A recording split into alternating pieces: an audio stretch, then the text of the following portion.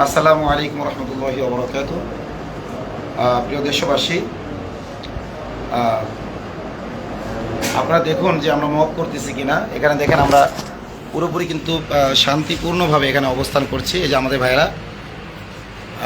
ভাইয়েরা এখানে পুরোপুরি শান্তিপূর্ণভাবে অবস্থান করছেন এবং তাদেরকে আমরা শান্তিপূর্ণভাবে অবস্থান করতে নির্দেশনাও দিয়েছি।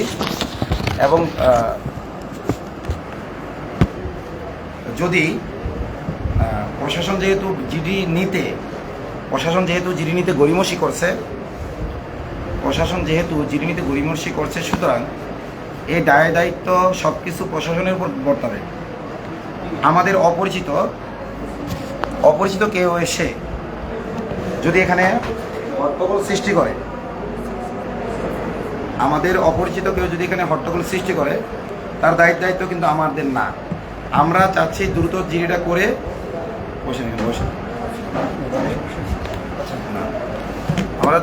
আমরা দ্রুত জিডিটা করে এই স্থান ত্যাগ করবো। কারণ আপনারা জানেন যে আমাদের আরও একটি জরুরি বিষয়, গাজীপুরে একটি ধর্ষিতা মেয়ের বিষয়ে আমরা কাজ করতেছি এবং সেই আপডেটও আপনাদেরকে একটু দেই। ওই মেয়েটাকেও জাদু করা হয়েছে এবং আজকে রুকিয়া করছে। রাখি যখন তাকে রুকিয়া করায় তখন আমি এটা ভিডিও করেছি, সময়ের অভাবে ভিডিওটা পোস্ট করতে পারি নাই। খুবই একটা মর্মান্তিক দৃশ্য। আপনারা যদি দেখেন যে ওই মেয়েটাকে কীভাবে জাদু করেছে এবং রুকিয়া করার কারণে যে তার অবস্থার সৃষ্টি হয়েছে, অবিশ্বাস্য মনে হবে আপনাদের কাছে। তো এখানে যেই বিষয়টা সেটা হলো যে উপকমিশনার সাহেব আমি এখানে ঢোকার সাথে সাথে আমার সাথে খারাপ আচরণ করেছেন। আমি যদি আপনাকে সেটা বলি, সেটা হলো যে উনি আমাকে চার্জ করেছেন আমি কেন ওনার নাম নিয়ে পোস্ট করেছি। আমাকে উনি জিজ্ঞেস করতেছেন আপনার নাম কি। আমি বললাম আমার নাম আতাউর রহমান বিক্রমপুরী। তখন বলে আপনি কি পোস্ট করেছেন? আমি বললাম হ্যাঁ আমি করেছি। তখন উনি আমার সাথে কথা না বলে উপস্থিত জনগণকে আমার বিরুদ্ধে উস্কে দেওয়ার জন্য তাদের দিকে মুখ ফিরিয়ে কথা বলতে, দেখেন একজন মানুষ সম্পর্কে কিছু না জেনে না বুঝে এরকম লেখা কি ঠিক? তখন আমি বললাম দেখেন লিখেছি আমি, এর জবাবটা আমার কাছ থেকে আপনি নেবেন যে আপনি কিসের ভিত্তিতে লিখেছেন, আপনার লেখার ভিত্তিটা কি। তো প্রথমত এখানকার কিছু ভাই আমাকে টেক্সট করে, মেসেজ করে, কিন্তু আমি সেটার ভিত্তিতে লিখি নাই। কিন্তু পরবর্তীতে আমি এখানে একজন বিশ্বস্ত আলমের কাছে ফোন দিয়েছি, যিনি উপস্থিত ছিলেন। তিনি যে এই বিষয়ে কোনো কথাবার্তা হয়েছে কিনা, তিনিও সত্যায়ন করলেন হ্যাঁ উপকমিশনার এই কথাটা বলেছে যে এখানে ইসকনের নাম উল্লেখ করা যাবে না, কেননা ইসকনের নাম উল্লেখ করে নাকি দেশের সাম্প্রদায়িক সম্প্রীতিটা নাকি বিনষ্ট হবে। হ্যাঁ, পরবর্তীতে যদি ওনারা তদন্ত করে পান তখন দেখা যাবে, কিন্তু তদন্তের আগে এটা ইসকনের নাম বললে নাকি অপবাদ হবে। আরও বিভিন্ন বয়ান তিনি দিয়েছেন। তো সেই কারণে আমি পোস্ট দিয়েছি। যেহেতু আমি পোস্ট করেছি, এই কারণে আমার প্রতি তিনি বায়াস ছিলেন, আমাকে দেখেই উনি দুর্ব্যবহার করেছেন। তবুও আমি সংযত ছিলাম।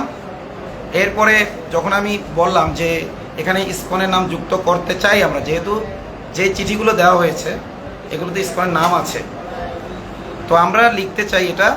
এরপরে আপনারা তদন্ত করে যদি দেখেন যে না ইসকন এখানে কি নয়, জড়িত নয়, এখানে এই চিঠিটা অন্য কেউ লিখছে, তখন আপনারা তদন্ত রিপোর্ট দিবেন। কিন্তু প্রাথমিকভাবে যেহেতু আমরা ইসকনের সম্পৃক্ততা পেয়েছি এবং ইসকনের বিরুদ্ধে বা ইসকনকে সমালোচনা করে বক্তব্য দেওয়ার উদ্ধৃতি দিয়েই যেহেতু এখানে কি চিঠিটা দেওয়া হয়েছে, এই কারণে অবশ্যই আমরা এটা যুক্ত করব।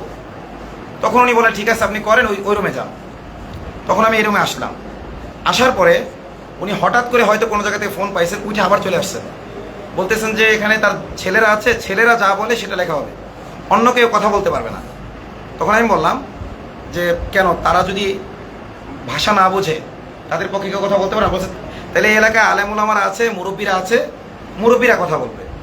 তখন আমি বললাম আমিও তো ওর একজন মুরব্বী, এবং ওই সময় তার ছোট ছেলে উপস্থিত ছিল, সেও আমাকে মুরব্বী বলে স্বীকার করে নিল। একটু পরে তার বড় ছেলে আসলো, বড় ছেলেও আমাকে মুরব্বী বলে স্বীকার করে নিল। এরপরে বড় ছেলের কাছে একটা ফোন আসলো, ফোনটা আসার পর সে এখান থেকে বাইরে গেল। বাইরে যাওয়ার পর এখন ফিরে এসে সে বলতেছে আপনারা যে গুছিয়ে লিখবেন, এত গুছিয়ে লিখতে তো আমার আব্বাকে শেষ করে ফেলবে। মানে তাকে এটা বোঝানো হয়েছে যে এত কথা গুছিয়ে লেখার দরকার নেই, আমি আমার আব্বাকে চাই। তখন আমি বললাম তাহলে তো লেখারই দরকার নাই, তাদের বলো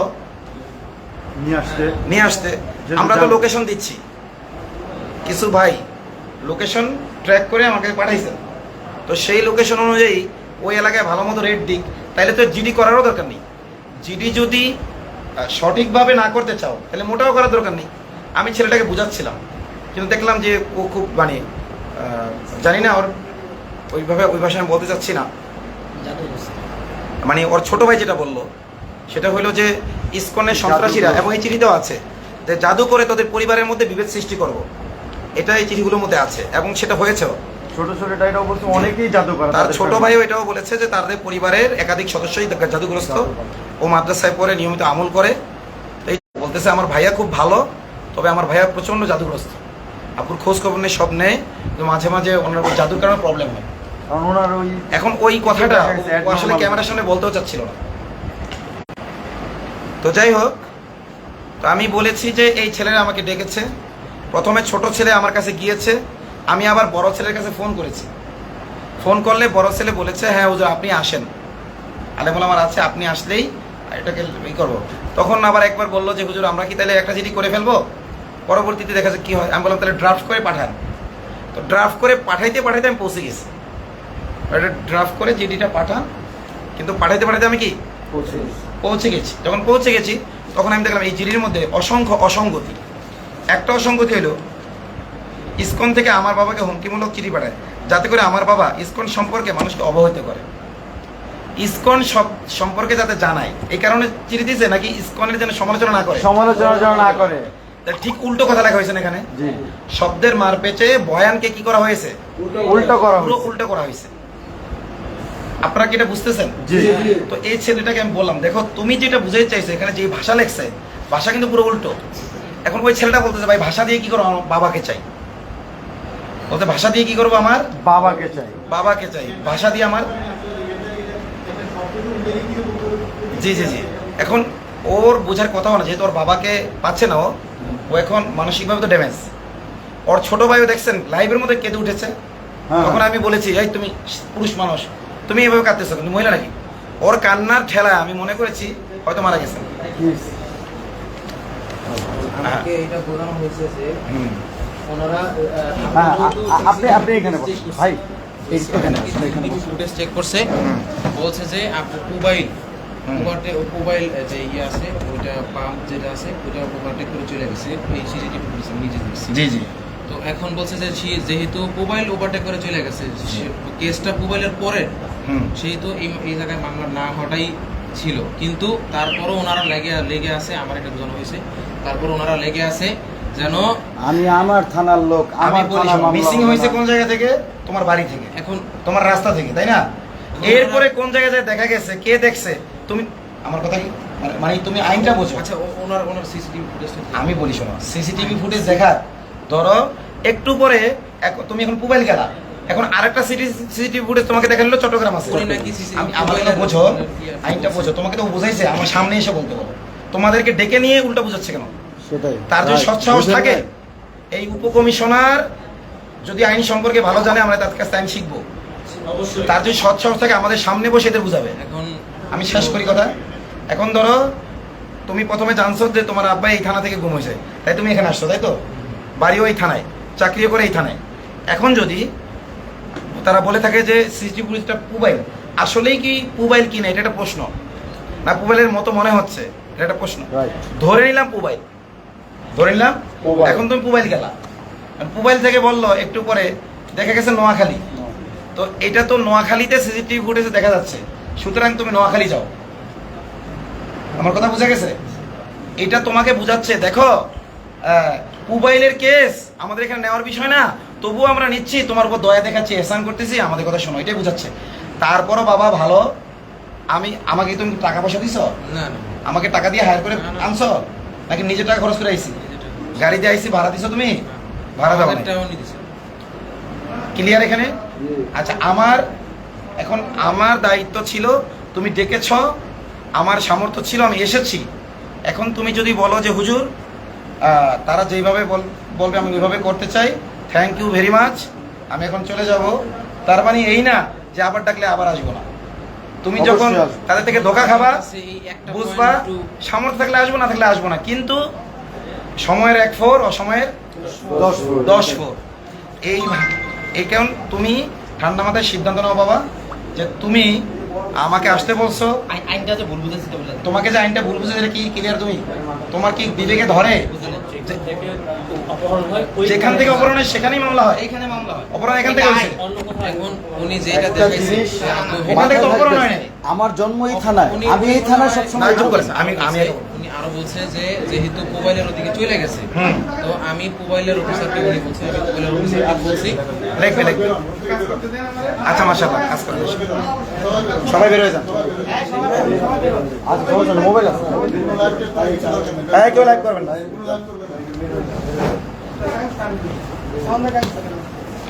আমি কিন্তু বলেছি মোবাইলগুলো ভেঙে ফেলে নিয়ে।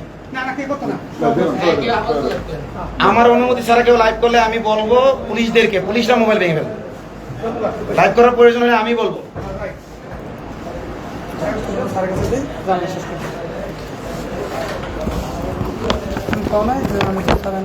বসো। না হেরা দেখছি হেরা আইসি নতুন হেরা দেখছি তোমার দেখলেন মামুন ভাই দেখছি তাইলে মামুন ভাই দেখছি মুখতার ভাই দেখছি তুমি আবার আইও ওটা গেছে গেছে গেছে এই সারা আচ্ছা আমার একটু ক্লিয়ার করেন, এটা কি জিডি হচ্ছে না ডাইরেক্ট মামলা হচ্ছে? আচ্ছা আমি সেটা তো জানি না কথা উনিও ওসিবার অভিযোগ দিন ওনারা আচ্ছা ঠিক আছে। কাজ করতেছে। আচ্ছা, অভিযোগ আকারে লিখতেছেন, হ্যাঁ? সবই হয় মামলা আছে। একটু ইনটেক পানি নিয়ে আসুন তো। মুখতাও না লাভ করতেছি আগে সারা দেয় সবাই তো দিয়ে নি, সবাই তো বুঝি হ্যাঁ বুঝতে হবে, কারণ হুজুরে ভালোবাসে সবাই, এটা হচ্ছে মূল কথা। কি বল হুজুরে সবাই ভালোবাসে। অবশ্যই। লোক কই গেছে কি কোন লোক? আচ্ছা দোয়া কি করবো ভাই, আমাদের আরেকটা ভিকটিম আছে, এমনকি সেই ভিকটিমকে হুমকি দেওয়া হয়েছে, বিক্রমপুরীর থেকে সহযোগিতা নেওয়া বন্ধ করো, বিক্রমপুর থেকে সরে আসো, আমরা যেভাবে বলি ওইভাবে করো। তাদের উপরও চাপ, ওই জন্য মেয়ে এবং মেয়ের বাবা মার উপরে এখনো অনবরত চাপ চলছে। একটা সারেক সাথে আর একটা আর আরে থাক এটা দেখাই না আরে দেখ আমি তো আরো বাইর করব নি নেন পড়া লাগবে না। আমরা এখন আশঙ্কা করতেছি ওই মামলায় হয়তো ওই মেয়ে এবং মেয়ের বাবা প্রশাসন যেটা বলে সেটা এখনো করতে পারে। আচ্ছা দুটা এখন আশঙ্কা করি। মানে যেভাবে চাপ সৃষ্টি করা হচ্ছে। বুঝছি আল্লাহ বাসা কোথা পাবে মোবাইল দাবা আমার মনে করলে আমি একটু কাজ করি, অফিসিয়াল একটু কাজ করি, আমার প্রায় 1 ঘন্টার মতো কাজ আছে। না না, এই চিঠিটা করবেন না, এই যে চিঠিটা লিখবেন না। নিয়ে গেছে তো একটা ওই নিয়ে গেছে। ভিতরে নিয়ে গেছে না, ওই যে ছেলে বড় ছেলে নিয়ে গেছে। আগে যেটা বের করে নিয়ে গেছে। আমার একটু সুযোগ দেন প্লিজ। আচ্ছা তুমি আরেকটা করো, ওইটা দিয়ে কার্যক্রম চলুক, তুমি আরেকটা করো যদি ও আরেকটা করো। হ্যাঁ হয় অবশ্যই হবে। এটা কোন আইনে আছে হবে না, আমি তো বলতেছি ঠিক আছে কথা বলো। একাধিক জিডি করবো আজকে আমরা। একটা হয়েছে ওটাতে কার্যক্রম হবে, কারণ ও যা জানে ও জিডি করছে, এখন ও ওরও বাবা, ওর অধিকার আছে জিডি করার। আমি এখন আইনজীবীদের ফোন দেবো। ফোন করেন, সমস্যা নেই। ক্লিয়ার? তুমি যদি আইনে থাকে তো করবা। তো প্রিয় দর্শক, ওখানে কি সিদ্ধান্ত হলো? যে এটা যেটা লিখছে যে নিয়ে গেছে ওখানে মানে লিখছে। তুমি এটা মানিয়ে নিছো?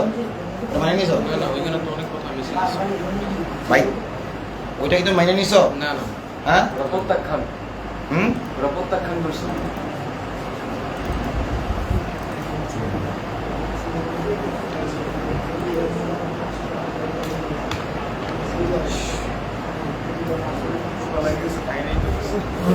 কি অভিযোগ একটা বাজে।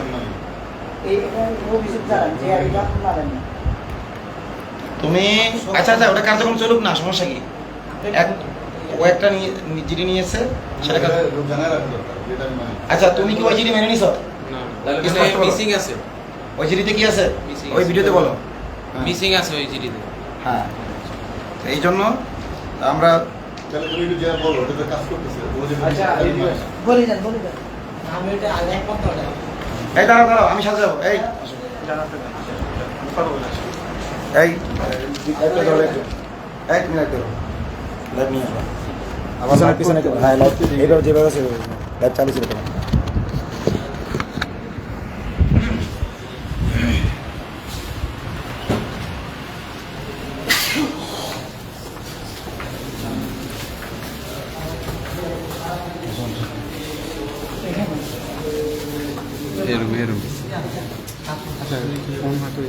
এই সবাই ঢোকার দরকার নেই অফিসার এটার ভিতরে এইটাই হ্যাঁ ভিতরে না ভিতরে আছে অফিসার আছে তুমি বলবো যে স্যার এটা মিসিং আছে আমার সঠিকভাবে জিডি করেছি আপনার আসার দরকার নেই থাকতে যাওয়ার দরকার নেই। ভাই শুনেন ভেতরে লাইভ বন্ধ করে তুমি আমাদের ভিডিও করো না করতেছেন ভিডিও কে করছে সমস্যা নেই। করছেন? এই সারাকে ভিডিও করলেন কেন জি জি ভিডিও করতেছেন কে ভিডিও তো করা যাবে না এটা তো নিয়ম না।